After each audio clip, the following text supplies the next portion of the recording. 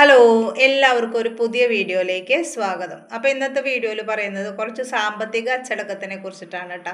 ഇന്ന് എല്ലാവർക്കും ഇല്ലാതെ ആവുന്ന ഒരു കാര്യമാണ് ഈ സാമ്പത്തിക അച്ചടക്കം എന്ന് പറയുന്നത്. കാരണം ക്രെഡിറ്റ് കാർഡും ഗൂഗിൾ പേ ഒക്കെ ഉള്ളത് കൊണ്ട് തന്നെ നമ്മൾ എത്ര പൈസയാണ് നമ്മൾ ചിലവാക്കുന്നതിനെ കുറിച്ചിട്ട് ഒരു ധാരണയും നമ്മൾക്ക് ആർക്കും ഇല്ല.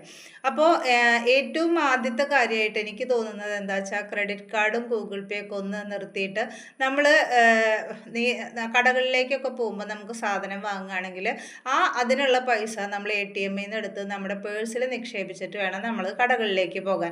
കാരണം ഒരു 3000 രൂപ അല്ലെങ്കിൽ 2000 രൂപ അല്ലെങ്കിൽ 5000 രൂപ എന്ന് പറയുന്നത് ഗൂഗിൾ പേ വഴിയൊക്കെ നമ്മൾ അടയ്ക്കുമ്പോൾ നമ്മൾ അതിൻ്റെ വാല്യൂ അറിയുന്നില്ല. പക്ഷെ നമ്മുടെ പേഴ്സിൽ നിന്ന് എടുത്ത് കൊടുത്തിട്ട് 3000 5000 2000 ഒക്കെ എണ്ണി കൊടുക്കുമ്പോഴുള്ള വാല്യൂ എന്ന് പറഞ്ഞു കഴിഞ്ഞാൽ നമുക്കൊരു വിഷമമാണ് അതുകൊണ്ട് ഉണ്ടാവും. അപ്പോൾ പിന്നെ അത്രയധികം പൈസ ചിലവാക്കുമ്പോൾ നമ്മുടെ ഉള്ളിൽ തന്നെ ഒരു കുറ്റബോധം ഉണ്ടാവും. അയ്യോ, ഞാൻ ഇത്രയധികം പൈസ ചിലവാക്കിയില്ലോ എന്നുള്ള ഒരു വിഷമം ഉണ്ടാവും. പണ്ടൊക്കെ അങ്ങനെ ഒരു വിഷമം ഉണ്ടാവാറുണ്ട്. എനിക്ക് നന്നായിട്ട് അറിയാം. കാരണം എന്താ വെച്ചാൽ പണ്ട് പേഴ്സിൽ നിന്ന് എടുത്തിട്ടുള്ള കാശ് ചിലവാക്കുമ്പോൾ എന്താ വെച്ചാൽ നമുക്ക് ഭയങ്കര വിഷമമായി കാശ് എണ്ണി കൊടുക്കുമ്പോൾ. അപ്പോൾ പിന്നെ അടുത്ത അതായത് ഒരു കടയിൽ നിന്ന് ഒരു സാധനം വാങ്ങി നമ്മൾ അടുത്ത കടയിലേക്ക് ചെല്ലുമ്പോൾ നമ്മൾ ആ കടയിൽ ഇത്തിരി കൂടുതൽ പൈസയാണ് കൊടുത്തതെന്ന് വെച്ചാൽ പിന്നെ നമ്മൾ അടുത്ത കടയിലേക്ക് എന്തെങ്കിലും വാങ്ങുമ്പോൾ നമ്മൾ നന്നായിട്ടൊന്ന് പിശുക്കും. കാരണം അത്രയും പൈസ നമ്മൾ അവിടെ പോയല്ലോ എന്ന് വിചാരിച്ചിട്ട്. പക്ഷെ ഇപ്പം നമുക്ക് അങ്ങനെ ഒരു കാര്യം ഉണ്ടാവുന്നില്ല. കാരണം എന്താ വെച്ചാൽ നമ്മൾ ഗൂഗിൾ പേ വഴി അയക്കുമ്പോൾ നമുക്ക് യാതൊരു വികാരം ഉണ്ടാവുന്നില്ല. ഈ പൈസ നമ്മളിൽ നിന്ന് ചിലവായി പോകുന്നു എന്നുള്ള യാതൊരു ധാരണ ഉണ്ടാവില്ല. അപ്പം നമ്മൾ ഇങ്ങനെ ആ ഗൂഗിൾ പേയിലുള്ള ത്തോളം കാലം നമ്മൾ ചിലവാക്കിക്കൊണ്ടിരിക്കും. അപ്പോൾ ഏറ്റവും ആദ്യമായിട്ട് പൈസ ചുരുക്കണം എന്ന് ആഗ്രഹിക്കുന്നവർ നമ്മളൊരു കടയിലേക്ക് പോകുമ്പോൾ നമ്മൾ ചിലവാക്കണം എന്ന് ആഗ്രഹിക്കുന്ന ഒരു തുക ATM നിന്ന് എടുത്തിട്ട് നമ്മുടെ പേഴ്സിൽ വെച്ചിട്ട് വേണം നമ്മൾ പോകാൻ. അതിനുള്ള സാധനമേ നമ്മൾ ചിലവാക്കേണ്ടതുള്ളൂ. ചിലവാക്കുമ്പോൾ നമ്മൾ ആ തുക പേഴ്സിൽ നിന്ന് എടുത്തിട്ട് എണ്ണി കൊടുക്കുകയാണെങ്കിൽ നമുക്ക് കുറേ ഒരു വിഷമം ഉണ്ടാവും കേട്ടോ നമ്മൾ ആ പൈസ ചിലവാക്കണേന്. അപ്പോൾ പിന്നീട് നമ്മളതിനെ കുറയ്ക്കാനായിട്ട്, അതായത് നമ്മളിങ്ങനെ കടകളിലേക്ക് പോയ വാരി ഇടുന്ന ആവശ്യമില്ലാത്ത സകല സാധനങ്ങളും വാരിയിടുന്ന ഒരു ശീലമുണ്ട്. നമ്മൾ നേരിട്ട് കാശ് കൊടുത്തെടുക്കണമെന്ന് വെച്ചാൽ നമ്മൾ ആ വാരിയിടുന്നതിനൊന്നും ശ്രദ്ധിക്കുക. നമ്മുടെ പേഴ്സിൽ ഇത്രയല്ലേ കാശുള്ളൂ, അപ്പോൾ അതിനനുസരിച്ച് നമുക്ക് ചിലവാക്കാൻ പറ്റുള്ളൂ എന്നുള്ളൊരു ധാരണയിലേക്ക് എത്തും. അപ്പോൾ ആദ്യം നിങ്ങൾ ഷോപ്പിങ്ങിന് പോകുമ്പോൾ ഗൂഗിൾ പേ വഴിയോ ക്രെഡിറ്റ് കാർഡ് വഴിയോ ഒന്നും ചിലവാക്കാതെ അതിനുള്ള പൈസ നിങ്ങൾ ATM നിന്നോ ബാങ്കിൽ നിന്നോ എടുത്ത് നിങ്ങളുടെ പേഴ്സിൽ വെച്ചതിന് ശേഷം മാത്രം ചിലവാക്കുക കേട്ടോ. പിന്നെ രണ്ടാമത്തെ കാര്യം, ഇന്ന് നമ്മുടെയൊക്കെ ഒരു സ്വഭാവമായിട്ട് മാറിക്കൊണ്ടിരിക്കുന്ന സ്വിഗ്ഗി അതുപോലെ തന്നെ സൊമാറ്റോയിൽ കൂടെയുള്ള ഭക്ഷണം ഓർഡറിങ് ആണ്. അപ്പോൾ അതും അതെ, നമ്മൾ ഒരു പ്രാവശ്യം ഓർഡർ ചെയ്ത് അതിൻ്റെ ടേസ്റ്റ് അറിഞ്ഞു കഴിഞ്ഞാൽ പിന്നെ നമ്മൾ വീട്ടിലത്തെ ഭക്ഷണം കുട്ടികൾക്കായാലും അത് തീരെ ഇഷ്ടപ്പെടാതിരിക്കും. നമ്മൾക്കും അതെ, നമ്മൾ അടുക്കളയിൽ കിടന്ന് പാടുപെടാണ്ട് തന്നെ ഭക്ഷണം കിട്ടുമ്പോൾ നമുക്കും അതൊരു ഇളതരാവും.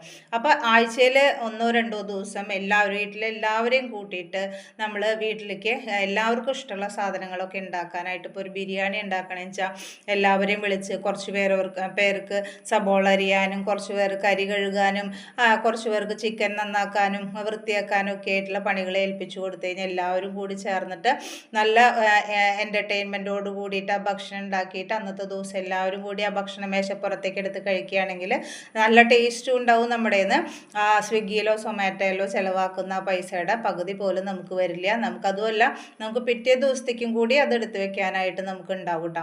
അപ്പോൾ നമ്മുടെ ഭക്ഷണശീലങ്ങളിൽ ഒരുപാട് മാറ്റം വരുത്തുക.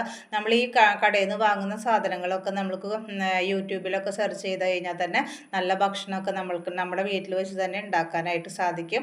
അപ്പോൾ അങ്ങനെ ഉണ്ടാക്കുക. അതല്ല, മാസത്തിൽ ഒരു ദിവസം എല്ലാവർക്കും വാങ്ങണമെന്ന് വെച്ചാൽ നമുക്ക് പുറത്ത് പോയിട്ട് ഭക്ഷണം കഴിക്കാവുന്ന സംവിധാനം ഉണ്ടാക്കിയെടുക്കണം. കാരണം ജീവിതം എന്ന് പറയുന്നത് ഒന്നേ ഉള്ളൂ. എല്ലാം കൂടെ നമ്മൾ പിശുക്ക് പിടിക്കുന്ന കാര്യമൊന്നുമില്ല. എല്ലാവർക്കും സന്തോഷം കിട്ടുന്ന കാര്യം അത് എന്നും വേണ്ട, അല്ലെങ്കിൽ ആഴ്ചയിൽ വേണ്ട, മാസത്തിൽ 1-2 ദിവസത്തിലേക്ക് ഒതുക്കി നമ്മളത് മാറ്റുക. അപ്പം തന്നെ നമ്മുടെ വരുമാനത്തിൽ നിന്ന് വലിയൊരു തുക തന്നെ നമുക്ക് മാറ്റി വരുന്നതായിട്ട് കാണാം കേട്ടോ. നിങ്ങൾ ആദ്യത്തെ കാര്യം ചെയ്യുക, ഈ രണ്ടാമത്തെ കാര്യവും ചെയ്യുക. രണ്ടാമത്തെ കാര്യം, നമ്മൾ കടയിൽ നിന്ന് ഭക്ഷണം വാങ്ങുന്നതിന് പകരം ഒരുമിച്ച് കുറച്ച് ചിക്കനോ ബീഫോ ഒക്കെ നമ്മൾ മസാല പുരട്ടി ഫ്രിഡ്ജിൽ വേവിച്ച് വെച്ച് കഴിഞ്ഞാൽ ആവശ്യത്തിനടുത്ത് എന്താ പറയുക, ബണ്ണിൻ്റെ ഇടയിൽ വെച്ചിട്ട് സ്നാക്സ് ഉണ്ടാക്കുകയൊക്കെ നമുക്ക് ചെയ്യാം. സാൻഡ്വിച്ച് ഉണ്ടാക്കി ഒക്കെ നമുക്ക് ചെയ്യാവുന്നതേ ഉള്ളൂ. അപ്പോൾ അങ്ങനെ ചെയ്ത് കഴിഞ്ഞാൽ തന്നെ നമ്മുടെ വരുമാനത്തിൽ നിന്ന് വലിയൊരു മാറ്റം ഉണ്ടാവുന്നതായിട്ട് നമുക്ക് കാണാൻ സാധിക്കും കേട്ടോ.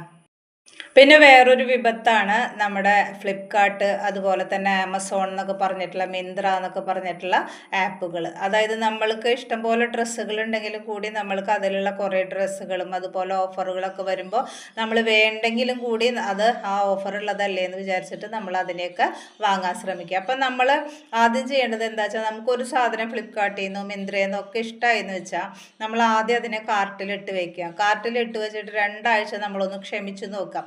ഈ 2 ആഴ്ച കഴിഞ്ഞിട്ട് നമുക്കത് വാങ്ങണം എന്നുള്ള അർജാണ് നിലനിൽക്കുന്നതെങ്കിൽ നമുക്കത് വാങ്ങാം, അല്ലെങ്കിൽ നമ്മൾ അത് ഉപേക്ഷിക്കുക. കാരണം മിക്ക സാധനങ്ങളും നമ്മൾ വാങ്ങിക്കഴിഞ്ഞാൽ 2 ദിവസം കഴിയുമ്പോഴേക്കും നമുക്കത് വേണ്ടിയിരുന്നില്ല എന്നാണ് തോന്നുന്നത്. ഇപ്പോൾ കുറേ ചുരിദാറുകളുണ്ട്, നമ്മൾ വീണ്ടും ഒരു ചുരിദാർ വാങ്ങി ഇട്ടിട്ട് വലിയ ഭംഗിയൊന്നും ഇല്ലെങ്കിൽ നമ്മൾ വിചാരിക്കും ഈശ്വരായി ഇപ്പോൾ കാശ് വെറുതെ പോയല്ലോ, അത് വേണ്ടിയിരുന്നില്ല എന്നുള്ള ചിന്ത നമുക്ക് വരും.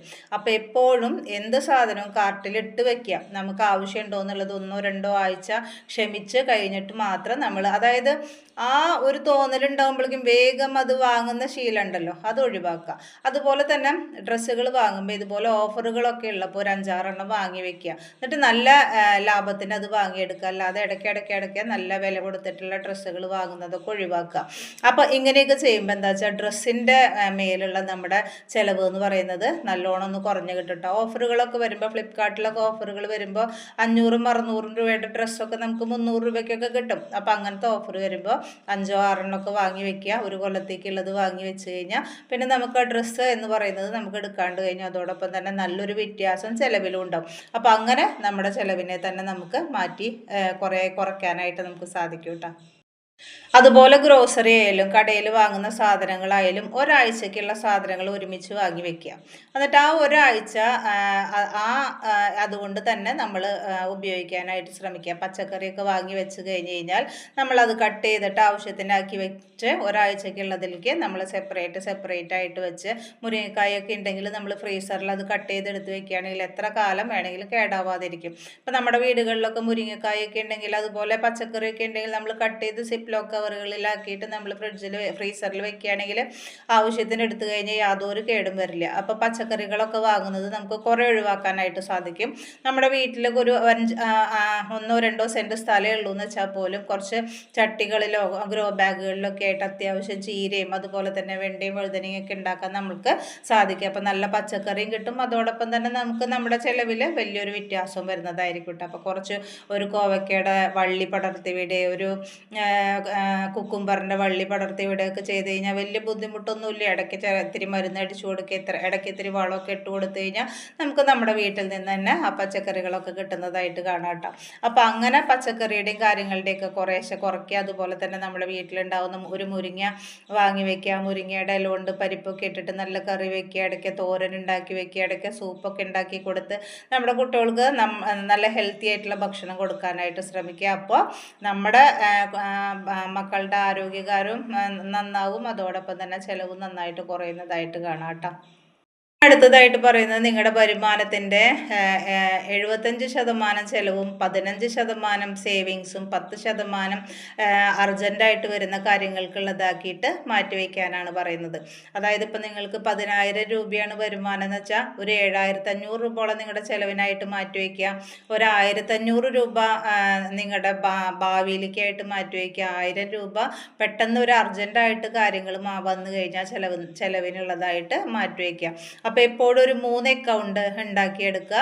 ഇപ്പോൾ ഭാര്യയ്ക്കും ഭർത്താവിനൊക്കെ വരുമാനമുള്ള ആളുകളാണെങ്കിൽ ഒരു 3 അക്കൗണ്ട് ഉണ്ടാക്കിയെടുത്തിട്ട് ആദ്യത്തെ അക്കൗണ്ടിൽ ചിലവിനുള്ള തുക നിക്ഷേപിക്കുക, രണ്ടാമത്തെ അക്കൗണ്ടിൽ സേവിങ്സിനുള്ള തുക നിക്ഷേപിക്കുക, മൂന്നാമത്തെ അക്കൗണ്ടിന് അർജൻസി, അതായത് എന്തെങ്കിലും ഹോസ്പിറ്റൽ കേസ്, ഒരു കല്യാണോ അങ്ങനെയൊക്കെ വരുന്ന ആവശ്യങ്ങൾക്കായിട്ടുള്ള തുക നിക്ഷേപിക്കുക. ഈ 3 അക്കൗണ്ടിലും ഇട്ടിരിക്കുന്ന തുക അതിന് മാത്രമേ എടുക്കുള്ളൂ എന്നുള്ള ഒരു ഉറപ്പും നമ്മൾ വരുത്തുക. അതായത് ഒരു കാരണവശാലും കൂടുതൽ എടുക്കാൻ പാടില്ലാത്ത രീതിയിൽ നമ്മൾ ആ അക്കൗണ്ടുകൾ ഉപയോഗിക്കുകയാണെങ്കിൽ നമുക്ക് സാമ്പത്തിക അച്ചടക്കം ഉണ്ടാവുന്നതിന് വളരെയധികം ഹെൽപ്ഫുൾ ആവും കേട്ടോ. അപ്പോൾ ഇങ്ങനെ ഒന്ന് ചെയ്ത് നോക്കിയിട്ടില്ലാത്തവരൊന്ന് ചെയ്ത് നോക്കൂ, വളരെ ഉപകാരമാണ് ഇങ്ങനത്തെ ഒരു കാര്യം കേട്ടോ.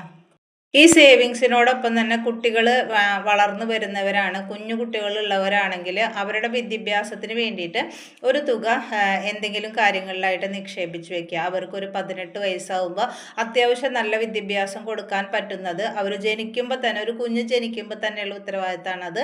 ആ ജനിക്കുമ്പോൾ തന്നെ ആ കുട്ടിക്ക് വിദ്യാഭ്യാസത്തിന് ആവശ്യമുള്ള കാര്യങ്ങൾക്കുള്ള ഒരു തുക ഉണ്ടാക്കിയെടുക്കുക. വലിയ തുകയൊന്നും നമ്മൾ ഉണ്ടാക്കിയെടുക്കേണ്ട കാര്യമില്ല. കാരണം എന്താ വെച്ചാൽ അങ്ങനെയുള്ള വലിയ തുകയ്ക്കുള്ള അവർ പഠിക്കുകയാണെങ്കിൽ തന്നെ അവരുടെ പേരിൽ ലോൺ എടുത്ത് കൊടുക്കുക, നമ്മൾ അത് പഠിപ്പിക്കാതിരിക്കുക കേട്ടോ. അതുപോലെ തന്നെ ഈ പെൺകുട്ടികളുടെ കല്യാണം എന്നൊന്നും പറയുന്നത്, ആൺകുട്ടികളുടെയും പെൺകുട്ടികളുടെയും കല്യാണം എന്ന് പറയുന്നത് ഇനി ഒരിക്കലും മാതാപിതാക്കൾ അവരുടെ ഉത്തരവാദിത്തമായിട്ട് ഏറ്റെടുക്കരുത്. അതായത് ഒരു അച്ഛനമ്മമാർ ഒരു ആയുസ്സിൽ ഉണ്ടാക്കുന്ന പൈസ മുഴുവൻ സമ്പാദിച്ച് അവരെ പഠിപ്പിച്ച് അവരെ കല്യാണം കഴിപ്പിക്കേണ്ട ആവശ്യമൊന്നുമില്ല. നല്ല വിദ്യാഭ്യാസം കൊടുക്കുക, അതിനുശേഷം അവരുടെ കല്യാണമൊക്കെ അവർ തന്നെ നടത്തണം എന്ന് വിചാരിക്കുക. അപ്പോൾ എന്താ വെച്ചാൽ ആ കുട്ടികൾക്ക് ആ പണത്തിനോട് ഒരു വാല്യൂ ഉണ്ടാവും.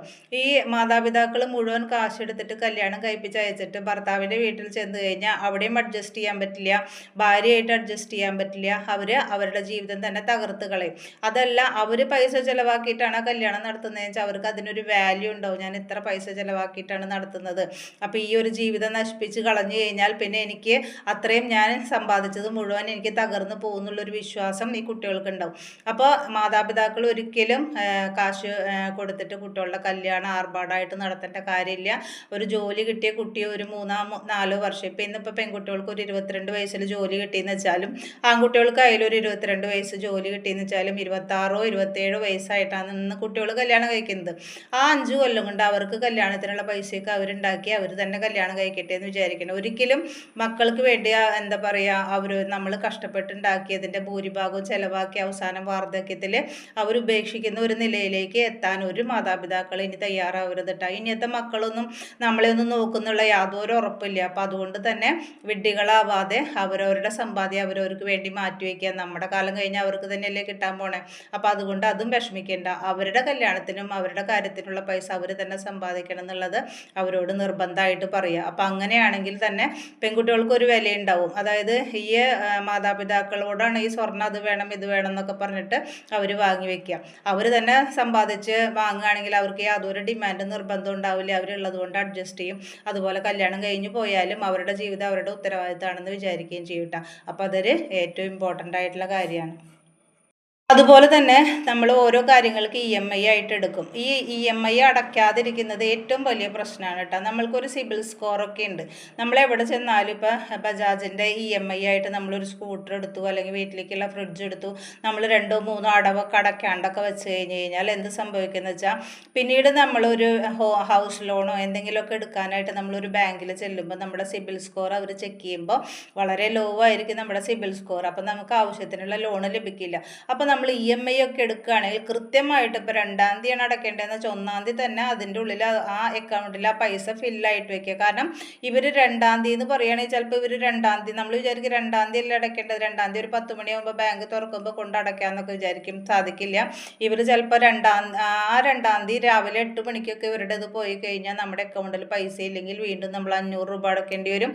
അതുപോലെ തന്നെ നമ്മുടെ സിബിൽ സ്കോറിൽ വളരെയധികം കുറവും വരും. അപ്പോൾ എപ്പോഴും EMI അടയ്ക്കുന്നത് കർശനമായിട്ട് EMI അടയ്ക്കുക. അപ്പം നമുക്ക് വീണ്ടും ഒരു കുറേ നാൾ കഴിയുമ്പോൾ നമുക്കൊരു വീട് പണിക്കൊക്കെ നല്ലൊരു ഹൗസ് ലോണൊക്കെ എടുക്കണമെങ്കിൽ നല്ല നാഷണലൈസ്ഡ് ബാങ്കിൽ തന്നെ നമുക്ക് നല്ലൊരു സിബിൽ സ്കോറോട് കൂടിയിട്ട് നല്ലൊരു ലോൺ എടുക്കാനൊക്കെ ആയിട്ട് സാധിക്കും. അപ്പോൾ എപ്പോഴും EMI കൃത്യമായിട്ട് അടയ്ക്കാനായിട്ട് ശ്രമിക്കുക കേട്ടോ. ഇനിയും ലോണിൻ്റെ കുറേ കാര്യങ്ങളെ കുറിച്ചിട്ടൊക്കെ എനിക്ക് പറഞ്ഞു തരണമെന്നുണ്ട്. പക്ഷേ ഈ വീഡിയോ വളരെയധികം നീളമായിട്ട് പോവും. അപ്പോൾ വീട്ടിലേക്ക് ലോൺ എടുക്കുമ്പോൾ ശ്രദ്ധിക്കേണ്ട കാര്യങ്ങളെ കുറിച്ചിട്ടൊക്കെ വേറൊരു വീഡിയോ ആയിട്ട് ഇടാം കേട്ടോ. അപ്പോൾ എല്ലാവരും ഇതൊന്ന് പാലിച്ചു നോക്കുക. എന്നിട്ട് നിങ്ങളുടെ സാമ്പത്തിക ഇതിൽ ഒരു കർശനമായിട്ടുള്ളൊരു നിയന്ത്രണം ഏർപ്പെടുത്തുക. എന്നാൽ നിയന്ത്രണം എന്ന് പറയുന്നത് നമ്മൾ വളരെയധികം ചുരുക്കി ജീവിച്ച് നമ്മൾ ഭാവിയിലേക്ക് സമ്പാദിച്ചു വെക്കുക എന്നല്ല. കാരണം നാളെ നമ്മൾ ഉണ്ടാവുമോ എന്നുള്ളതിന് യാതൊരു ഉറപ്പില്ല. അപ്പം നമ്മുടെ കുഞ്ഞു കുഞ്ഞു സന്തോഷങ്ങളൊക്കെ നിർവഹിച്ചുകൊണ്ട് അതോടൊപ്പം തന്നെ എന്താ പറയുക, നമ്മുടെ പൈസ അനാവശ്യമായിട്ട് ചിലവാക്കാതെ ഒരു ഭാവിയിലേക്ക് സൂക്ഷിച്ചു വെക്കാനുള്ള ഒരു നിയന്ത്രണം ഉണ്ടാക്കിയെടുത്തു കഴിഞ്ഞാൽ എല്ലാവർക്കും ഭാവി എന്ന് പറയുന്നത് ഒരു വലിയ അല്ലലില്ലാത്തൊരു പ്രശ്നമായിട്ട് മാറും കേട്ടോ. അപ്പോൾ എല്ലാവരും ഇതൊന്ന് ചെയ്ത് നോക്കുക. അപ്പോൾ ഞാനിനി ഹൗസ് ലോണിൻ്റെ വീഡിയോകളൊക്കെ ആയിട്ട് ഞാൻ വീണ്ടും ഒരു വീഡിയോ ഇടാം. അപ്പോൾ കാണാൻ ഇഷ്ടമുള്ളവരൊന്ന് കണ്ടു നോക്കൂ കേട്ടോ. Thank you.